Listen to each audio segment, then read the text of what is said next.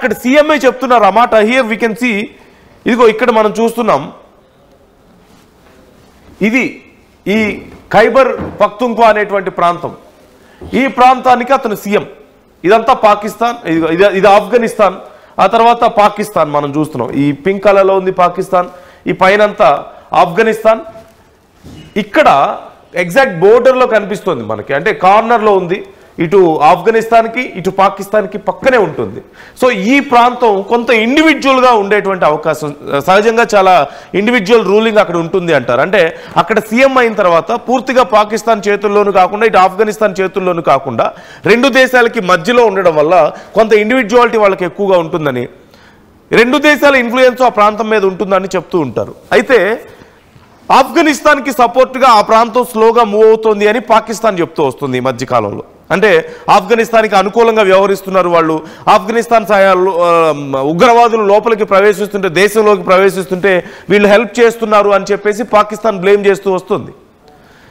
And ఆ ప్రాంతపు CM మాత్రం, ఈ సోహెల్ అఫ్రీది మాత్రం లేదు, పాకిస్తానే ఆఫ్ఘనిస్తాన్ మీద దాడులు చేస్తున్నట్లుగా తమ మీద దాడులు చేస్తోంది, తమ ప్రాణాలు తీస్తోంది, తమ ప్రజల ప్రాణాలను పాకిస్తానే తీసుకుంటుందని ఆయన చెప్తున్నాడు.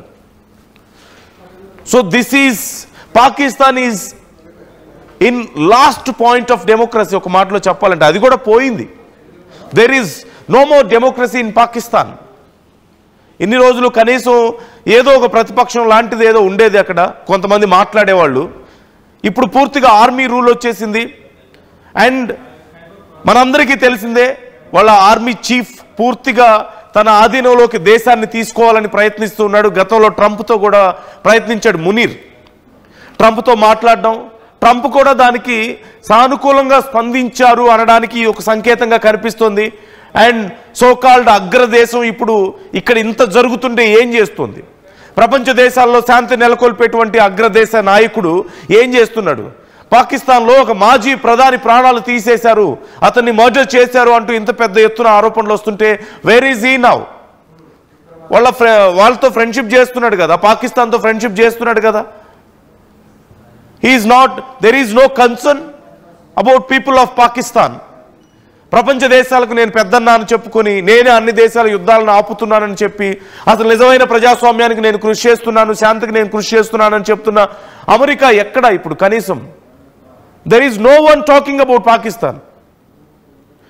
ఇతర ఇస్లామిక్ కంట్రీస్ అన్ని కూడా ఆందోళన వ్యక్తం చేస్తున్నాయి, but no one can talk about it. Because ఒకవేళ మాట్లాడితే మునీర్ ఎలా రియాక్ట్ అవుతాడో, మునీర్ ఏం చేస్తాడో. ఇప్పుడు ఓవరాల్గా ఇక్కడ జరుగుతున్న సినారియో ఒక్కటే, పూర్తిగా పాకిస్తాన్ని మునీర్ తన చేతుల్లోకి హస్తగతం చేసుకుంటున్నాడు. గతంలో ఎలాగైతే అమెరికా దగ్గరికి వెళ్ళి ఈ ప్రపోజల్ పెట్టాడు, షహబాజ్ షరీఫ్ని పక్కకు నెట్టేయండి, నాకు ఇచ్చేసేయండి పవర్ అంతా అని చెప్పేసి. కానీ ట్రంప్ లేదు, అలా చేయడం కుదరదు, మేం చేయలేం ఆ పని అని చెప్పాడు. ఒకవేళ నువ్వు మేబీ ఇట్ సీమ్స్ లైక్ నువ్వు చేయగలిగితే చేసుకో, మేమైతే ఇన్వాల్వ్ అవ్వం అని చెప్పుండొచ్చేమో. ఇక్కడ సంకేతాలు అలాగే కనిపిస్తున్నాయి. ఇమ్రాన్ ఖాన్ అవునన్నా కాదన్నా అక్కడ one of the strongest leader, మాజీ ప్రధాని. అండ్ ఒకవేళ కంటెస్ట్ చేస్తే ఈసారి ఖచ్చితంగా ఒక బలమైన పోటీ ఇవ్వగలిగే పరిస్థితుల్లో ఉన్నాడు. అండ్ సిచ్యువేషన్స్ తారుమారయ్యే పరిస్థితులు కనిపిస్తున్నాయి, ప్రజల్లో వ్యతిరేకత చాలా తీవ్రంగా ఉంది. ఈ నేపథ్యంలో ఇమ్రాన్ ఖాన్కి ఎక్కడ పాజిటివ్ అవుతుందో, ఎక్కడ మళ్ళీ ఎన్నికల్లో తమకు పోటీ ఇస్తాడో, ఎక్కడ తమ అధికారం పోతుందో అన్న భయంతో ఇమ్రాన్ ఖాన్ని, ఒక మాజీ ప్రధానిని ఇలా ప్రాణాలు తీయడం ఏంటి తీసుకువెళ్ళి? సరే తీశారో లేదో మనకు తెలియదు, but there is no answer from the government, there is no clarity about this. So అలా చేసి ఆ పార్టీని పూర్తిగా నాశనం చేసిన తర్వాత ఇక తామే పూర్తిగా ఇప్పుడున్నటువంటి ప్రధాని కూడా పక్కన పెట్టేసి తానే అందలం ఎక్కాలి, తానే ఆ చైర్లో కూర్చోవాలని చెప్పేసి మునీర్ అనుకుంటున్నాడు. పూర్తిగా సైన్యం ఆధీనంలోకి పాకిస్తాన్ని తీసుకోవాలి అని చెప్పేసి అనుకుంటున్నాడు. ఈ రాజకీయ నాయకులు, ఈ ప్రజాస్వామ్యం ఇవంతా వేస్ట్ అని అతను భావిస్తున్నాడు. And he is doing all this for that. The so-called power monger actually. So ఇప్పుడు జరుగుతుందైతే ఇదే. ప్రజలు రోడ్ల మీదకి వస్తే ప్రజల మీద దాడులు చేస్తున్నారు. ఒక మాజీ ప్రధాని ప్రాణాలు ఉన్నాయా లేదా అని అడుగుతుంటే వాళ్ళ మీద దాడులు చేస్తున్నారు. ప్రజలు, సామాన్య ప్రజలు పక్కన పెట్టండి, ఒక సీఎం అని కూడా చూడకుండా పిచ్చి కొట్టుడు కొడుతున్నారు. చూడండి ఎలా కొడుతున్నారు. సో వేర్ ఇస్ డెమోక్రసీ అసలు అక్కడ? So simple. మరోవైపు ఆఫ్ఘనిస్తాన్తో సిచ్యువేషన్స్ రోజు రోజుకి సీరియస్ అవుతున్నాయి. ఆఫ్ఘనిస్తాన్ మీద పాకిస్తాన్ దాడులు చేస్తుంది. ఆఫ్ఘనిస్తాన్ తిరిగి ప్రతిదాడులకు చేస్తున్నటువంటి పరిస్థితి కనిపిస్తోంది. మరోవైపు ఇంటర్నల్గా రైవలరీ పెరుగుతోంది, ఈ వ్యతిరేకత పెరుగుతోంది, ప్రజల్లో వ్యతిరేకత పెరుగుతోంది, గ్రూప్స్ ఎక్కువగా ఫామ్ అవుతున్నటువంటి పరిస్థితి కనిపిస్తోంది. ఇప్పటికే బలూచిస్తాన్ లిబరేషన్ ఆర్మీ వాళ్ళ ప్రాంతాన్ని ఆక్రమించుకుంది. పాకిస్తాన్ అతి త్వరలో అంతర్యుద్ధంతో ఛిద్రమయ్యే పరిస్థితులు కనిపిస్తున్నాయి. నేపాల్ తరహాలో ఏదైనా జెన్జీ లాంటి ఒక ఉధృతమైనటువంటి పరిస్థితులు రావడం, గతంలో బంగ్లాదేశ్ లాగా ఏదైనా అల్లర్లు జరిగేటువంటి ఆ పరిస్థితులు, లేదంటే ఇప్పుడు పాకిస్తాన్లో ఇంతకంటే దారుణంగా ఏదైనా జరగబోతుందా? ఆర్మీకి వ్యతిరేకంగా కూడా ప్రజలు రోడ్ల మీదకి వచ్చే పరిస్థితి త్వరలో రాబోతుందా? ఒకవేళ అదే జరిగితే కని విని ఎరుగునటువంటి, చరిత్రలో ఎప్పుడో కొన్ని దశాబ్దాల క్రితం చూసినటువంటి మరొక మారణ హోమం పాకిస్తాన్లో జరిగేటువంటి అవకాశాలు కనిపిస్తున్నాయి. ప్రపంచ దేశాలని నాశనం చేస్తానని చెప్తున్నటువంటి మునీర్ లాంటి ఒక ఉగ్రవాది సైన్యానికి అధ్యక్షుడిగా ఉన్న సమయంలో ఒకవేళ నిజంగా ప్రజలు రోడ్ల మీదకి వస్తే, ఒక సీఎంకే మాజీ పిఎం ప్రాణాలకే దిక్కు లేనప్పుడు, రోడ్ల మీద కింద పడేసి కాళ్ళతో తంతున్నప్పుడు, ప్రజాస్వామ్యానికి ఏమాత్రం అర్థం లేనప్పుడు, where is the value for common people's lifes?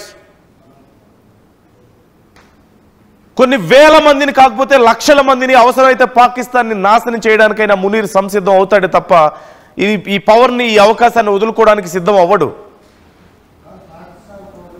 భారతదేశం అంటే ఇన్వాల్వ్ అవ్వలేదు ఖచ్చితంగా, లేదంటే మనం ఏదో ఒకటి ట్రై చేసేవాళ్ళం పీస్ కోసం. But where is so called president of US?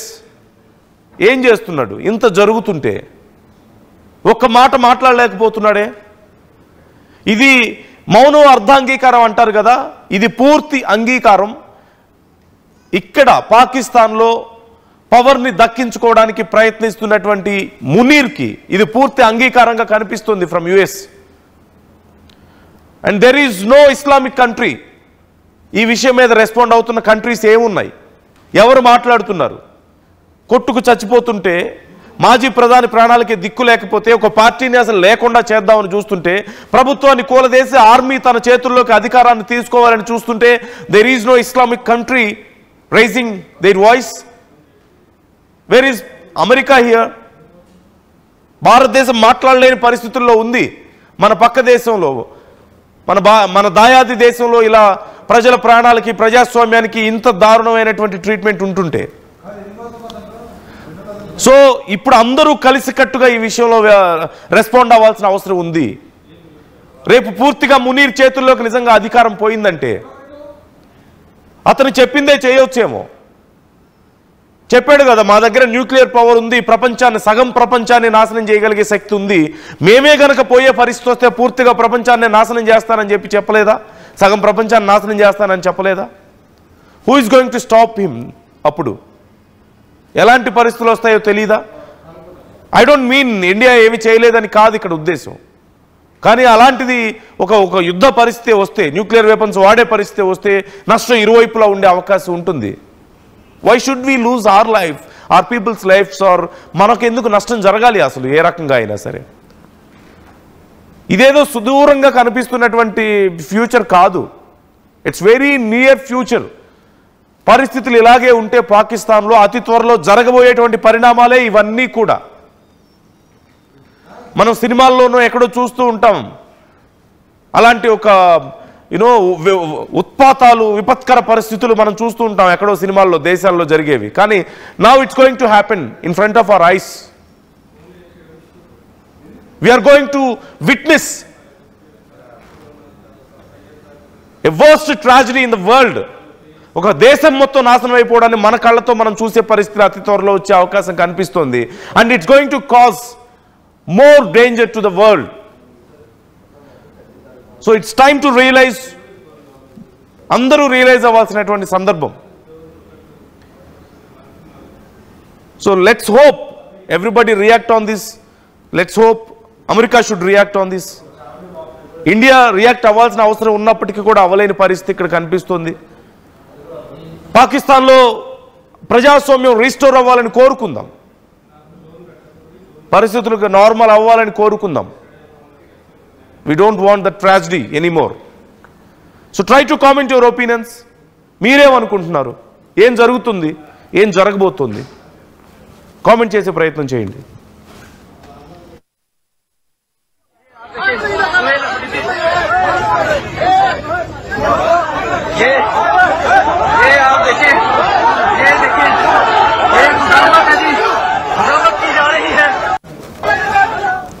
అక్కడ ఉన్నటువంటి పరిస్థితుల మీద ఆ సోహెల్ అఫ్రీది సీఎం అసలు ఏమన్నారు, గతంలో కానీ ఇప్పుడు ఉన్నటువంటి పరిస్థితుల మీద ఎలా రియాక్ట్ అవుతున్నారు, వాట్స్ హిజ్ వర్షన్, ఒకసారి చూద్దాం.